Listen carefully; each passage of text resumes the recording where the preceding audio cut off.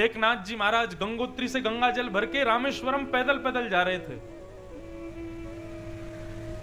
महीनों तक चलते चलते चलते जब रामेश्वरम पहुंचे तो प्रसन्न हो गए रामेश्वरम का गौपुरम देख करके, शिखर देख करके। मन में विचार उठने लगा कि भैया आज तो हमारा जीवन धन्य हो गया, इतने महीनों की तपस्या आज पूर्ण हो गई हमारी।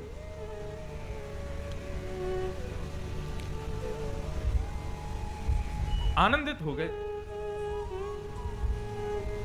बहुत ध्यान से सुनो।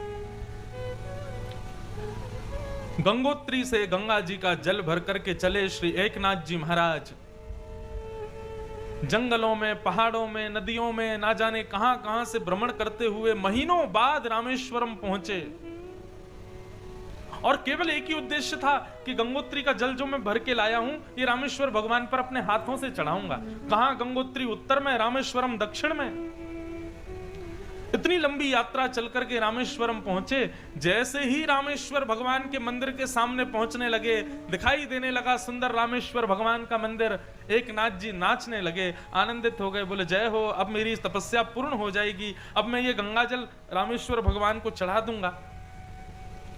इतने में ही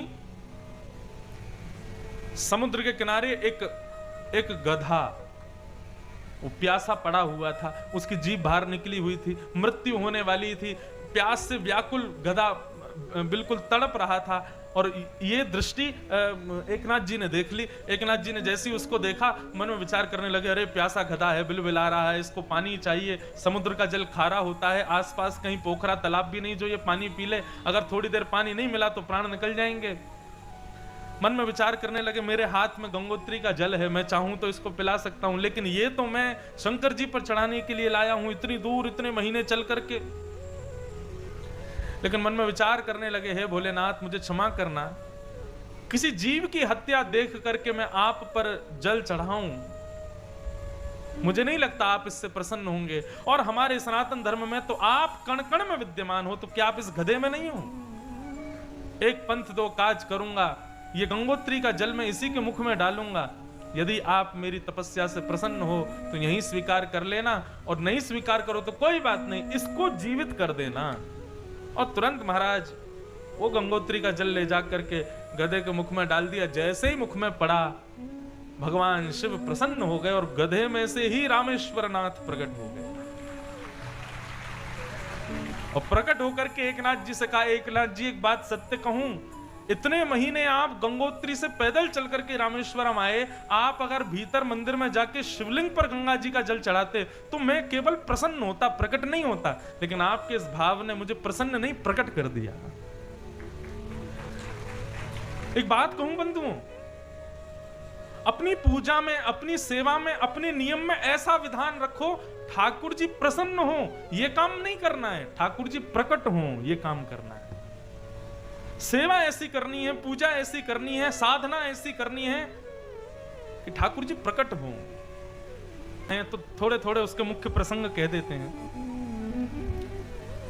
हिरण्यकश्यप अमर बनने के लिए हिमालय पर गया, और हिमालय पर जाकर के तपस्या करने के लिए जैसे ही बैठा, वृक्ष के नीचे जाकर के बैठा, ओम ब्रह्मणे नमः ब्रह्मा का स्मरण करने लगा। इतने में ही श्री नारद जी महाराज एक तोता बन करके आ गए, और जिस वृक्ष के नीचे हिरण्यकश्यप बैठा था, उसी वृक्ष के ऊपर वो तोता चहकने लगा, वो तोता कुहकने लगा, वो तोता अपनी वाणी में बोलने लगा, नारायण नारायण नारायण नारायण। इस प्रकार से नारायण नारायण उच्चारण करने लगा। अब नारायण तो हिरण्यकश्यप के शत्रु का नाम है। हिरण्यकश्यप ने जैसी देखा नारायण नारायण बोल रहा है, हिरण्यकश्यप ने अपना स्थान बदल दिया, दूसरी जगह जाकर के बैठ गया। तो तोता उड़ करके वहां भी आ गया, वहां भी नारायण नारायण नारायण नारायण उच्चारण करने लगा। हिरण्यकश्यप ने खूब अपने स्थान बदले, लेकिन तोता हर जगह उड़ करके पहुंच जाए और नारायण नारायण बोलने लगे। हिरण्यकश्यप ने मन में विचार किया, शायद मुहूर्त खराब है मेरा, गलत समय पे आ गया मैं तपस्या करने, अभी वापस चला जाता हूं, कुछ दिन बाद फिर आऊंगा। वापस लौट करके जैसे हिरण्यकश्यप आए तो कयाधु ने जैसे हिरण्यकश्यप को देखा, पत्नी ने, बोले महाराज आप तो वर्षों की तपस्या करने गए थे, तो चंद दिनों में ही लौट आए, हो गए आप अमर। बोले अरे देवी क्या बताऊं, हिमालय पर गया था, जैसे वृक्ष के नीचे बैठा, ना जाने कहां से कोई नारायण नारायण नारायण नारायण नारायण उच्चारण करने लगा। अब हिरण्यकश्यप के मुख से नारायण शब्द सुनकर के कयाधु को बड़ा अच्छा लग रहा था। कयाधु के मन में भाव आने लगा कि भैया संत जन शास्त्रों में बताते हैं कि एक बार भी भगवान ध्रुव जी महाराज को ये 12 अक्षर मंत्र प्राप्त हुआ नारद जी से। बंधुओं ये सिद्ध मंत्र है। यदि कोई व्यक्ति नित्य 12 अक्षर मंत्र का जाप करता है, उसको कभी ना कभी ठाकुर जी का साक्षात्कार निश्चित होगा। 12 अक्षर मंत्र में ये सामर्थ्य है। अच्छा बंधुओं, भगवत साक्षात्कार का मतलब ये मत समझिए आपको गली में चलते फिरते कभी ठाकुर जी मिल जाएं। भगवत साक्षात्कार आपको किसी भी रूप में हो सकता है। आपको कभी बादल की आकृति में भी ठाकुर जी दिख सकते हैं, कभी आपको संगमरमर के पत्थर की आकृति में भी ठाकुर जी दिख सकते हैं, कभी वृक्षों की आकृति में भी ठाकुर जी दिख सकते हैं, किसी मानव की रूप आकृति में भी ठाकुर जी दिख सकते हैं। कहीं भी आपको ठाकुर जी का दर्शन हो सकता है। तो 12 अक्षर मंत्र ध्रुव जी महाराज ने 5 महीने तक इस मंत्र का जाप किया और 5वें महीने भगवान गरुड़ पर विराजमान होकर के ध्रुव जी महाराज को दर्शन देने के लिए पधारे। बोलो भक्त वत्सल भगवान की। प्रश्न उठ गया, ध्रुव जी महाराज को 5 महीने में भगवान कैसे मिल गए इतनी जल्दी? तो इसमें बहुत सी कथाएं आती हैं। एक कथा ऐसी आती है कि ध्रुव जी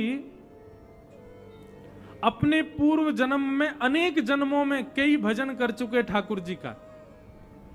अनेक जन्मों तक भजन करते करते करते उनका अनेक वर्षों का भजन हो चुका था। केवल भगवत प्राप्ति में 5 महीने का भजन शेष रह गया था। तो अब की बार वो ध्रुव बन करके आए और अपना शेष 5 महीने का भजन उन्होंने किया और ठाकुर जी उनको मिल गए। इसका मतलब क्या है? किसी किसी को बाल अवस्था में ही बड़ा ज्ञान हो जाता है, बाल अवस्था में ही ठाकुर जी की बड़ी कृपा हो जाती है उस पर। इसका मतलब ये मत सोचो गए देखो इसको तो बना बनाया बचपन से ही सब मिल गया। उसके पूर्व के न जाने कितने जन्मों का उसका फल होगा, उसकी तपस्या होगी तब जाकर के उसको प्राप्त हुआ है। और कई लोग होते हैं पूरे जीवन निकल जाता उनका, फिर भी उन पर कृपा नहीं होती ठाकुर जी की। इसका मतलब क्या? अभी तुम्हारा तप शेष रह गया और करो। भगवत प्राप्ति की एक अवधि होती है, वो अवधि कितने जन्मों में पूर्ण होगी हम लोग नहीं जानते। बस इतना समझ लीजिए, बाल्यकाल से यदि प्रेम ठाकुर जी से होने लगा है तो ये आपका अंतिम जन्म है। इसी जन्म में ही आप ठाकुर जी को प्राप्त करके प्रस्थान करने वाले हो। अच्छा, अंतिम जन्म है, इसके कई सारे लक्षण बताए गए, ध्यान से सुनना। पहला, ठाकुर जी नाम रूप लीला और धाम, इन चारों से बाल अवस्था से ही प्रेम हो जाना। ठाकुर जी के नाम से, ठाकुर जी की लीला से, ठाकुर जी के धाम से, ठाकुर जी के रूप से, बाल अवस्था से ही प्रीति होने लग जाना, यह एक अंतिम जन्म का द्योतक है। अंतिम जन्म किसी व्यक्ति का है, उसका दूसरा लक्षण क्या है? संसार में जितने भी सद्गुण हैं एक साथ वो सारे सद्गुण किसी व्यक्ति में दिखने लग जाएं। कम बोलता है, मुस्कुराता रहता है, प्रसन्न मुद्रा में रहता है, क्रोध करने वाली बात पर भी लेट गो करता है, छोड़ने का भाव रखता है, छोड़ो क्या करना गुस्सा। सबकी सहायता का मन होता है, अपने लिए ज्यादा कुछ ना करे, सबके लिए करने का उसके चित्त में भाव आवे। और सबसे बड़ी बात, आपको उसमें गुण ही गुण दिखने लग जाए। बोले कि यार सारे गुण हैं, इतना अच्छा, इतना सीधा, इतना भोला, इतना प्यारा, ये सारे लक्षण एक साथ किसी में दिखने लग जाए, समझ जाना ये उसका अंतिम जन्म है। और ये बात ऐसे ही नहीं है, इसका तर्क है। व्यक्ति जब अनुभवी हो जाता है ना तो शांत हो जाता है। बाल अवस्था में उछलता है क्योंकि अनुभव नहीं है, गर्म वस्तु को भी छूने जाता है, खाई को भी यूं समझता है इसमें कूद जाऊं, सर्प आदि को भी बालक पकड़ लेता क्योंकि अनुभव नहीं उसको। धीरे धीरे अनुभव होता है तो भय भी जन्म लेता है, धीरे धीरे अनुभव होता है तो वो थोड़ा शांत होने लग जाता है। बहुत अनुभव हो जाने पर आप वृद्धों को देखो, वो शांत हो जाते हैं। उनको कोई कुछ गलत कह दे तो भी उनको क्रोध नहीं आता। उनके अनुकूल सब्जी ना बने, रोटी ना बने, उनके अनुकूल व्यवस्था ना हो तो भी वो सह लेते हैं। क्यों? अनुभव हो गया है। ऐसे ही अनेक जन्म लेते लेते लेते जब जिसको अनुभव हो जाता है ना, वो अपने अंतिम जन्म में सम हो जाता है, शांत हो जाता है, सरल रहने लग जाता है, हर प्रकार की स्थिति में प्रसन्न रहने लग जाता है। समझो ये अनुभवी। और महाराज इतनी सी बात पर और महाराज लाल ताता हो जाए, बिल्कुल तवा उसका गर्म, आंखें निकल के बाहर आ जाएं क्रोध के कारण, मैं समझना पहला ही जन्म है इसका। अभी नया नया आया है धरती पर, इसलिए इतना क्रोधी है। जिसको छोटी छोटी बात पे गुस्सा आता है, समझना उसका पहला जन्म है, अभी इसको बहुत लंबा फेर लगाना है संसार में। लेकिन जो सम रहता हो, समझना कि अब ये निवृत्ति की ओर है, अब ये प्रस्थान की ओर है। तो कहां थे हम? हाँ, ध्रुव जी महाराज को इतनी जल्दी भगवान क्यों मिले? ये इतनी जल्दी नहीं मिले, उनके अनेक जन्मों की तपस्या थी। बचे हुए 5 महीने बचे थे, ध्रुव जी के रूप में वो पूर्ण हुए, ठाकुर जी उनको मिल गए। ठाकुर जी की बड़ी सुंदर ध्रुव जी ने स्तुति गाई, और स्तुति गाते हुए ध्रुव जी महाराज चरणों में प्रणाम करते हुए कहते हैं, भगवान भक्ति मुहु प्रवहताम त्वयि में प्रसंगो भूयादनंत महताम अमलाशयानाम येनांजसोल्वणमुरुव्यसनं भवाब्धिं निश्चय भवद्गुण कथामृतपानमत्तः। हे नाथ, मेरे पर इतनी कृपा कर दो कि मुझको एक व्यसन लग जाए, मुझे एक आदत लग जाए, मुझे एक एडिक्शन हो जाए। भगवान बोले किसका? बोले आपकी कथा सुनने का। भगवान बोले तुमने व्यसन शब्द का प्रयोग क्यों किया? बोले नाथ, व्यसनी व्यक्ति बड़ा बढ़िया होता है। बोले क्यों? बोले वो मौके ही ढूंढते रहता है अपने व्यसन को भोगने के। किसी को इसकी लत हो तो मौका ही ढूंढता रहता है।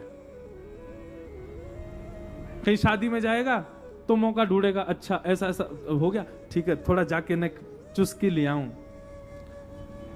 व्यसन करने वाला व्यक्ति मौका ढूंढता है। भगवान, मैं भक्ति को व्यसन की तरह करना चाहता हूं। क्यों? हर समय मौका ही ढूंढता रहूं, कैसे कथा सुनूं, कैसे आपका नाम जप लूं, कैसे आपको देख लूं, कैसे आपका दर्शन कर लूं। ठाकुर जी इतने प्रसन्न हो गए ध्रुव जी की इस बात से, वाह तुमने बहुत अच्छी बात कही। बोले नाथ, मुझे भक्ति का वरदान मत दीजिए, मुझे भक्ति का व्यसन लगा दीजिए।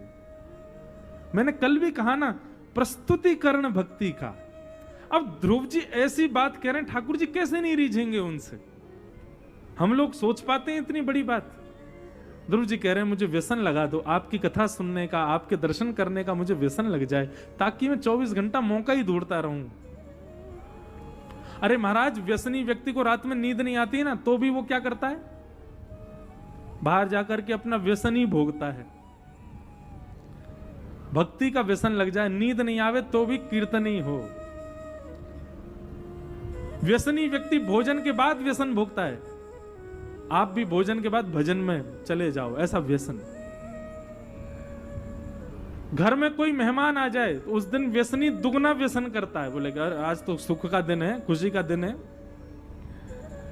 घर में कोई उत्सव महोत्सव हो, भक्ति का व्यसन होगा तो दुगनी भक्ति करोगे, दुगना भजन करोगे। ऐसा वरदान ध्रुव जी महाराज ने मांगा। भगवान बोले तथास्तु। ध्रुव जी महाराज 36,000 वर्ष तक राज्य किए, तत्पश्चात उनको भगवत धाम की प्राप्ति हुई। बोलो भक्तवत्सल भगवान की।